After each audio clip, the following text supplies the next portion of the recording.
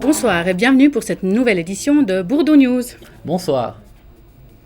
Tout de suite, la rubrique sport avec Maurice qui est allé filmer un tournoi de hockey sur terre à Genève.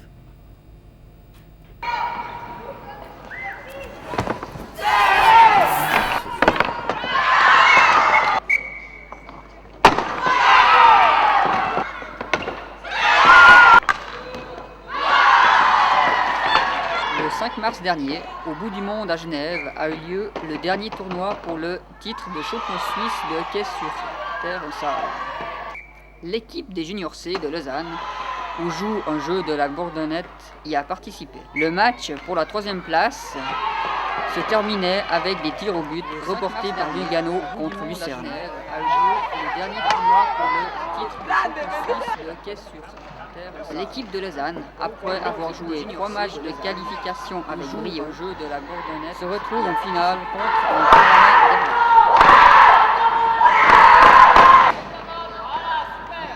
Les Lausannois se montrent tout de suite conquérants et touchent le poteau.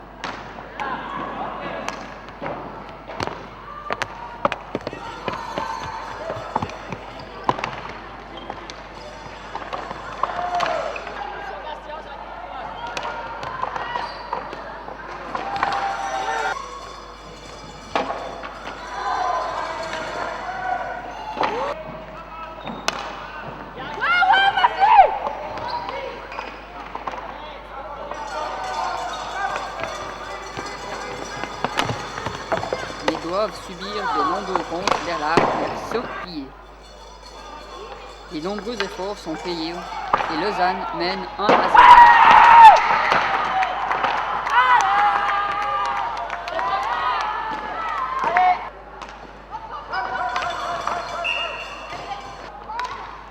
Mais leur joie est de courte durée et sur un contre des Piranhas vers l'arbre égalise 1-1.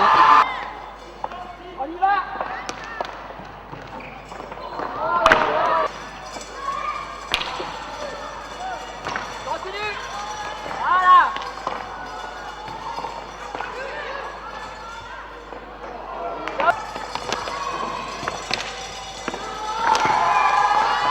Au deuxième mi-temps, sur un corner court bien tiré, Erlard mène 2-1.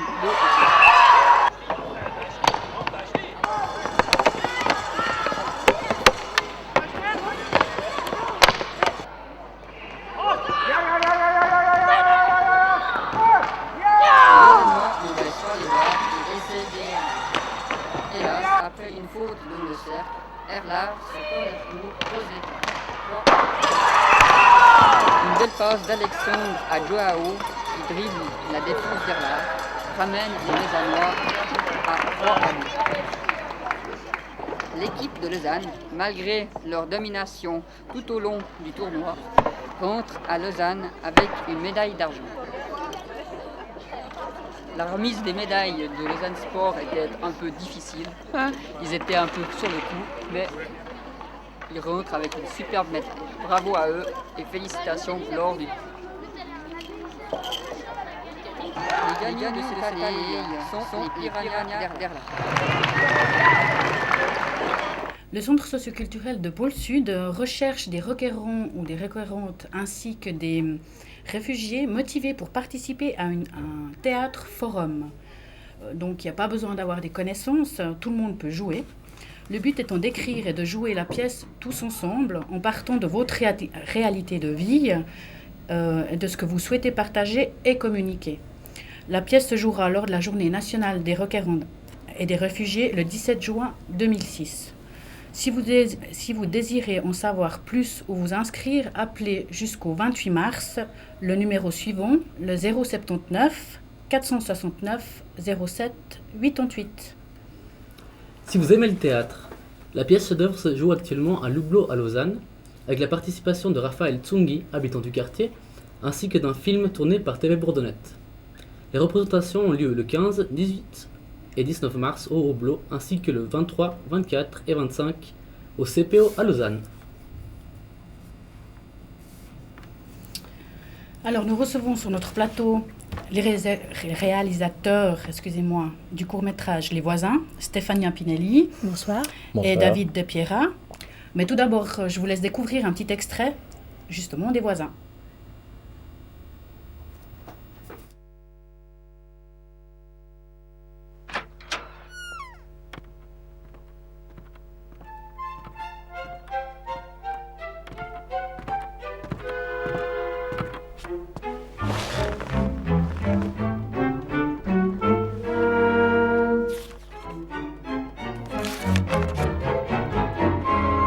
Il était une fois deux frères qui vivaient l'un au-dessus de l'autre sans le savoir.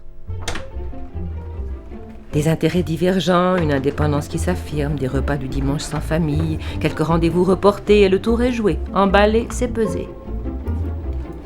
Léo et Jonas s'étaient perdus de vue comme on égare un numéro de téléphone griffonné sur un coin de nappe en papier.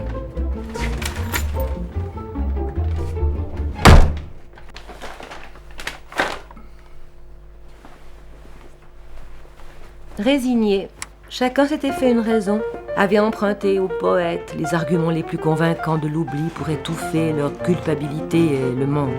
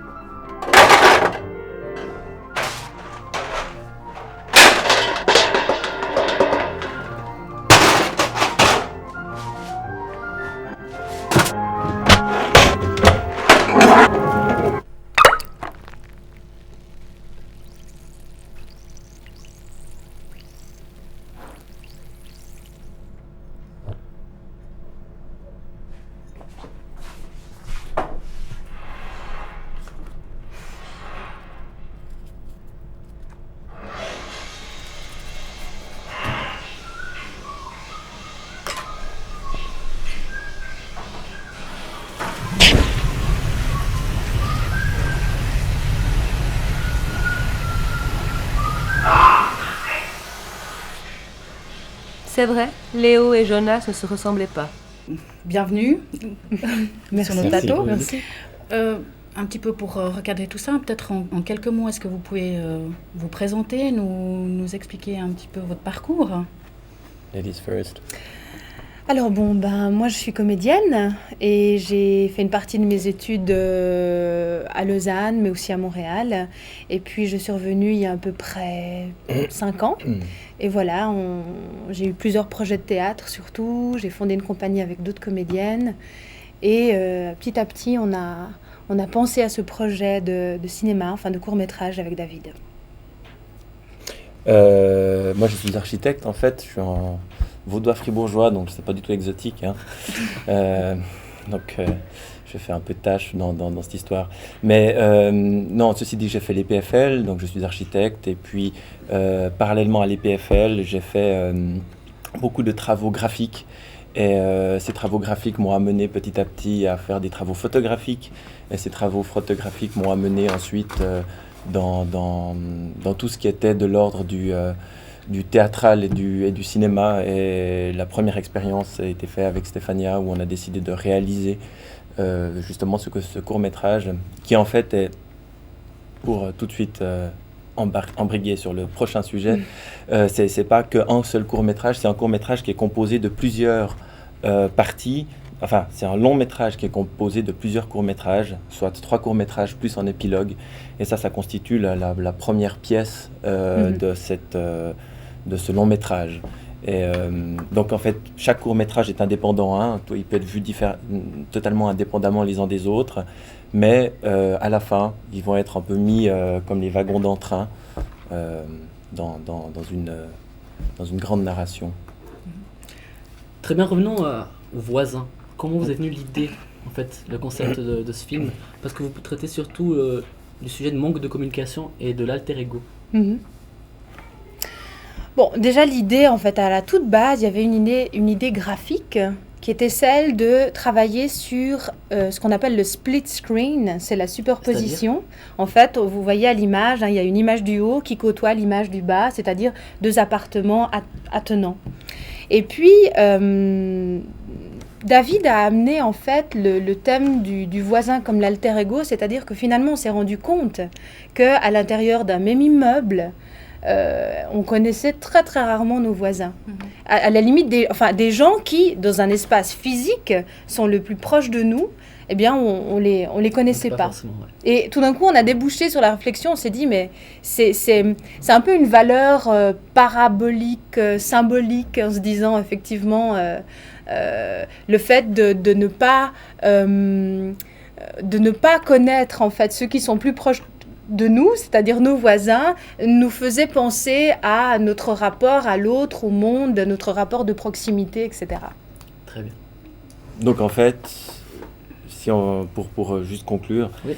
c'est un peu une maison de poupée, si on veut bien. C'est deux étages l'un sur l'autre qui sont juxtaposés, et il y a un personnage du dessus et un personnage du dessous, et ce split screen, donc ce partitionnement de l'écran en deux parties, et cette spatialisation, c'est pas simplement deux actions qui ont lieu, l'une à Moscou, l'autre à New York, c'en est une qui a vraiment lieu juste en dessus et juste en dessous. Et donc, il y a une dimension graphique, mais aussi spatiale.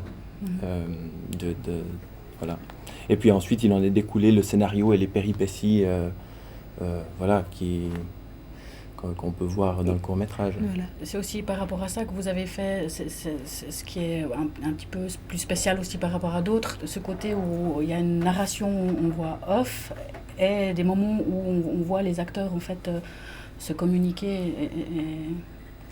En fait, la voix off, c'est aussi parce que ce premier court-métrage est fait plus penser à une forme de conte ou de parabole. Hein. Il y a quelque chose, les couleurs sont assez appuyées, le jeu aussi, il est entre le jeu, je dirais, entre guillemets, réaliste, et le jeu un peu comme ça, fantastique du conte. Ça se passe dans une vie qu'on dirait une vie quotidienne, mais avec des effets un peu comme ça magiques. Donc, c'est vrai que cette voix off, ça permet aussi un peu de nous faire rentrer dans cette espèce de forme du conte. Hein. C'est aussi pour ça qu'on a décidé d'introduire une voix off. Parce que si on prenait les actions telles quelles, c'est un peu difficile un peu de se rendre compte de cet aspect, en fait, de l'histoire, du conte, de la parabole. C'est laisser aussi le spectateur rentrer dans une histoire de rêve, un peu comme justement vous dites ce côté conte, où on peut s'imaginer. Bon là, il y a l'image, mais on peut quand même toujours s'imaginer ce que l'on veut, en fin de compte. Oui, c'est aussi dans ce but-là, effectivement. Ouais. Et puis en fait,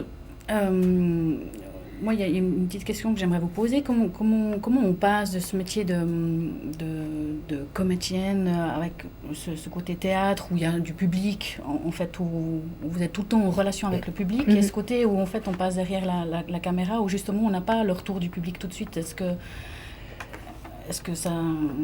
Quel intérêt vous avez eu en fait à passer de l'autre côté de la caméra? Alors pour moi, après peut-être David pourra parler de son intérêt lui propre à faire ce court-métrage, mais pour moi ce qui est intéressant, c'est que dans un premier temps, il y a le travail de direction d'acteur.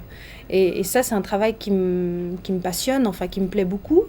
Et puis, je dirais que le rapport au public est différent. On n'a pas un rapport direct. Il y a un rapport au résultat, enfin à un produit d'une certaine manière qui passe comme ça. Et moi, enfin, j'ai pas un regret de me dire j'ai pas la sensation tout de suite du public. Je trouve que c'est plutôt agréable parce qu'en théâtre, il y a un rapport direct avec le public, mais le problème c'est que ça reste pas, c'est éphémère. Au cinéma, enfin par rapport au court-métrage, ce qui est vraiment très très intéressant, c'est que ça reste. Il y a quelque chose qui reste, qui est valable pour des années. Donc je dirais que on ne peut pas forcément parler de rapport au public, il est totalement différent. Voilà. Concernant le fait donc vu que c'était ça la question, de revenir, de comment est-ce qu'on débarque pour moi de l'architecture en cinéma, c'est une succession de projets personnels en fait. C'est une succession de projets qui, partant de mes envies architecturales, ne pouvant pas les réaliser, je me suis dit, bon, il faut que je trouve des projets à moi pour pas faire que bosser pour quelqu'un, ce qui fait que j'ai dérivé sur la photo. Il y a un livre qui est en train de sortir, et puis de ces expériences photographiques, ensuite, étant avec Stéphania, je me suis dit, voilà, j'ai une maîtrise de la technique photographique, une maîtrise du visuel, une maîtrise d'un certain nombre d'éléments. Dans mon métier, il y a la maîtrise aussi d'une équipe, de comment est-ce on dirige une équipe, comment est-ce qu'on on conduit un projet. Et ce qui me manquait d'une certaine manière, c'était toute comment est-ce qu'on faisait pour conduire la matière humaine, c'est-à-dire la direction d'acteur, ce qui n'est pas du tout, ce qui là vraiment était la partie totalement occultée que je ne pouvais pas du tout maîtriser et que Stéphania remplissait à merveille. Donc d'une certaine manière, on en est arrivé à réaliser ce premier court-métrage presque par défi, en se disant, on sait qu'on arrive à faire ça, on essaye les deux pour voir si ça marche, et sachant qu'il faut pas qu'on se marche l'un sur l'autre dans nos spécificités, et en même temps que l'union fait la force, et donc on peut arriver à quelque chose qui peut être assez abouti, sachant que chacun sera dans son domaine spécifique, si on veut bien. Moi plutôt le côté technique, image, et Stéphania plutôt direction d'acteur. Donc voilà, c'est en gros. Ça donne les voisins. Exactement. Ça donne les voisins. Oui. Il y a beaucoup de jeunes producteurs qu'on a reçus ici ou qu'on a entendus qui disent qu'ils ont énormément de difficultés justement à pouvoir trouver des financements et tout ça en Suisse. Des quoi ? Qu'est-ce que vous pensez ? Il a presque répondu par une boutade à la question. Oui, tout à fait. Bon, alors c'est vrai que nous, on débarque un petit peu, même si on connaît le milieu artistique, moi par le théâtre, David aussi quand même, par le théâtre, mais aussi d'autres moyens. Est-ce que ça aide justement d'avoir un petit peu ces... Bon, je pense que c'est assez... Il faut quand même dire que ça n'a pas été financé du tout. Non, mais bien sûr. Mais ce que je veux dire, c'est que ça aide pas forcément de faire du théâtre. Ah ouais, non. C'est deux milieux très distincts. Donc, mais c'est vrai que, oui, pour être financé, pour qu'on nous fasse confiance, c'est très difficile. D'autant plus qu'on ne sort pas d'une école de cinéma. Donc les gens, il me semble, ça c'est très subjectif, mais je crois qu'en Suisse, on a, en général, surtout en Suisse romande, des fois on a de la peine à se dire, mais si t'as pas un papier de cette école-là, comment tu pourrais faire ça ? On n'a pas l'habitude, c'est pas dans nos mœurs de se dire, mais peut-être qu'on a des capacités à faire certaines choses. Alors, toute proportion gardée, parce qu'on apprend aussi à faire en faisant, mais on a de la peine à se dire, peut-être que ces gens ont la capacité de faire des choses, même si ils n'ont pas de papier, etc. Mais il faut aussi dire que il y a toujours un équilibre à avoir. C'est des fois peut-être compliqué pour des institutions de se dire, qu'est-ce qui fait qu'on fait confiance à ce projet ? Voilà. Pour eux, c'est aussi une prise de risque. Donc, c'est l'équilibre entre la prise de risque et les risques minimums, quoi. C'est un peu un équilibre à trouver entre les deux.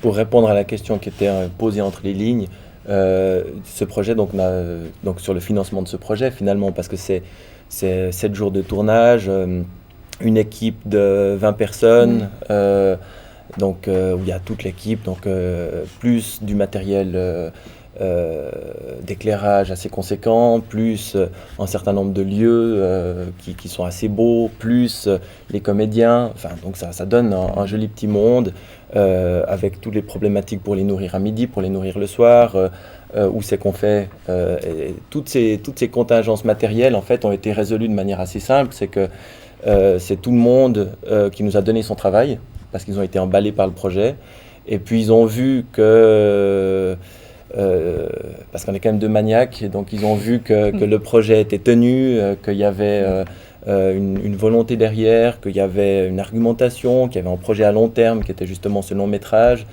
et que tout ça leur a donné envie, et puis ils avaient des trous dans le calendrier. Et puis donc ça c'est au niveau humain, puis au niveau simplement matériel, il y en a l'appartement du dessus, c'est l'appartement du preneur de son, et puis l'appartement du dessous, c'est l'appartement dans des comédiens. Et puis on a eu la chance d'avoir un partenariat vu qu'un des comédiens, c'était l'ex-directeur du 221, Miguel Kebat, donc le théâtre du 221 à Lausanne, d'avoir en fait des facilités. On a loué la salle pour pouvoir avoir le réfectoire et tout ça, donc, mais à très bas prix, tout ça, c'est des choses qui ont été... Ça nous a quand même coûté de l'argent, disons, mais ça a été... si on devait tourner un film tel que celui-ci à budget plein, il faudrait compter au moins 80 000 francs, au minimum. Oui, Voilà. ça c'est un On a court-métrage M-budget. Voilà. Non, même pas. C'est-à-dire que... Et encore, hein. Et encore, non, là, ça a été... Non, on a eu les frais fixes, on n'a pas pu les éviter, un certain nombre. Ça nous a coûté un peu moins de 10 000 francs, mais il fallait quand même les avoir, mais c'est... Quand même, c'est... Voilà. Ça répond au financement. Le prochain court-métrage est soutenu par la Fondation Vaudoise. Est-ce que c'était le fait justement d'avoir pu proposer le premier court-métrage, qu'on vous fasse Oui. confiance en fait, qu'on ait vu que vous étiez très probablement, un oui, peu très des clairement. maniaques, en fait il en ressortait quelque chose de très bien, Très clairement. qui a ouvert ouais. les portes en fait Oui. pour le reste. Oui. Bon, après, c'est toute proportion gardée parce que c'est nouveau. Ce sera du vrai M-budget. Oui. Mais là, c'était du no budget at all. Ok. Et puis est-ce qu'on peut déjà parler un petit peu peut-être de vos futurs projets? Donc en fait il y aura ces autres courts-métrages pour arriver à un... Oui, on peut en grand parler, bien sûr, long-métrage. oui. Vas-y, là, je viens de parler pendant un bon moment. On alterne, on fait... Ouais, c'est ça. On met les choses, circuler on fait l'information. circuler l'énergie. Ouais. Bon, alors le deuxième court-métrage se tourne cet été, au mois de juillet, et en fait, on n'est plus dans le conte, hein. Là, c'est comme si tout d'un coup, pouf, on se retrouve dans la vie réelle, entre guillemets, du personnage du dessus, hein, celui qui est dans des lumières un peu plus solaires.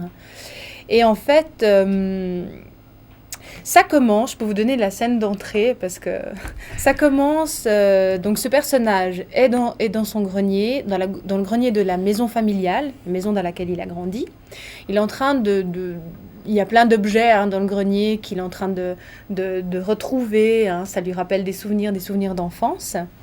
Et puis, il tombe sur un livre de contes. Il le feuillette, et en fait, ce livre de contes, c'est Les Voisins. Et on s'aperçoit, en fait, on comprend que Les Voisins, c'est un conte que la mère, hein, de ce personnage racontait quand il lui racontait quand il était enfant, et puis à lui et son frère, en fait. Donc, petit à petit, en fait, on comprend, il y a des implications, il y a des liens qui se tissent.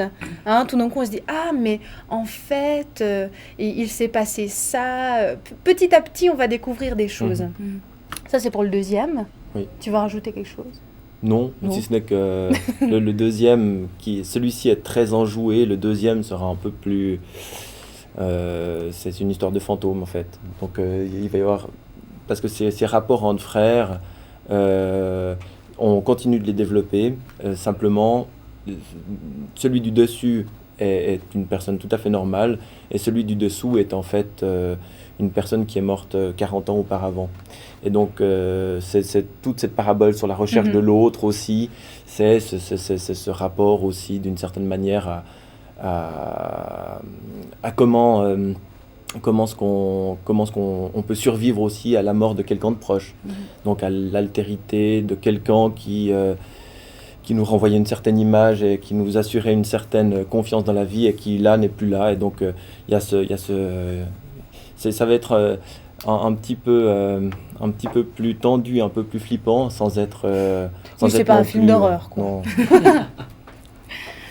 En tout cas, merci de nous allécher comme ça. On s'attend vivement à pouvoir voir la aussi. suite des voisins. Oui, nous aussi. On espère pouvoir vous recevoir à nouveau sur ce plateau pour pouvoir nous le présenter. Avec plaisir. Par contre, il y a une petite chose qu'on a discuté juste avant avec David. Peut-être que ça peut intéresser nos téléspectateurs par rapport, justement, on revient au théâtre. Oui, tout à fait, effectivement. Juste, je sors mon petit papier parce que c'est quelque chose qui peut effectivement intéresser vos téléspectateurs. En fait, il y a actuellement, j'ai participé à un projet qui s'appelle Exil, donc X-ILES, qui est en fait un projet de théâtre cette fois-ci, et qui se joue dès ce soir, donc dès mercredi soir jusqu'à dimanche au 2-21 à Lausanne, et qui en fait est un projet sur les 13-15 communautés immigrées les plus importantes de Lausanne. Et il y a une succession de chansons et de textes qui vont être dits et chantés par Gérald Pereira et deux musiciens, soit Pierre Gilardoni et Sam Muller, qui sont deux guitaristes, et dans la langue originale. Donc il va y avoir des textes chiliens, portugais, serbes, kosovars, italiens, iraniens, je m'excuse, espagnol, vietnamien, burundais, sri-lankais, algérien et éthiopien. Et tout ça est dans une narration globale, entrecoupée d'interviews d'un certain nombre d'exilés qui ont été rencontrés lors de diverses séances d'interviews. Et c'est eux-mêmes qui ont amené ces chants sur l'exil. Voilà. Et donc c'est un peu un état des lieux, d'une certaine manière, après un certain nombre d'années de la vie de ces gens, comment est-ce qu'ils se sont intégrés, comment est-ce qu'ils ne se sont pas intégrés, et comment est-ce qu'ils perçoivent Lausanne comme nouvelle, est-ce que c'est vraiment leur nouvelle terre d'accueil ou pas. Voilà. Et c'est une très belle musique. Ça commence depuis ce soir. Dès ce soir, donc mercredi, on est quelle date aujourd'hui? 15 mars. Mercredi 15 au dimanche 19 au 2-21 à Lausanne. D'accord. À quelle heure? Alors c'est à 21h ce soir. En principe, c'est tous les soirs à 21h, sauf le dimanche. Là, il faudrait se renseigner au théâtre du 2-21. D'accord. Alors sachez tous que vous pouvez retrouver en fait le petit court-métrage des voisins à la fin de l'émission. D'ailleurs, on vous remercie pour nous permettre de le diffuser. Je vous en prie. Maintenant, je passe la parole à Nicolas. Alors, dans les sorties de la semaine, le court-métrage 4 aventures de Sophie D. de Jeanne Pigelet. Film de diplôme de l'École supérieure des beaux-arts de Genève, tourné en 2004 au format 16 mm. Ce court-métrage parle de Sophie, jeune fille qui a trouvé comme seul moyen de contact avec les autres l'espionnage. Elle collectionne ainsi des aventures sans but ni lendemain. Et vous aurez de nouveau une nouvelle édition de Bourdosique. Cette semaine, vous découvrirez un groupe suisse qui a fait déjà ses preuves sur la scène internationale depuis 20 ans. C'est les Young Gods. Ouais. Et puis... Ah ouais. Et puis c'est ainsi que s'achève cette édition de Bourdon News. On vous souhaite une bonne soirée. À la semaine prochaine. Bonne Merci. soirée, à la Au semaine revoir. prochaine. Merci beaucoup. Merci.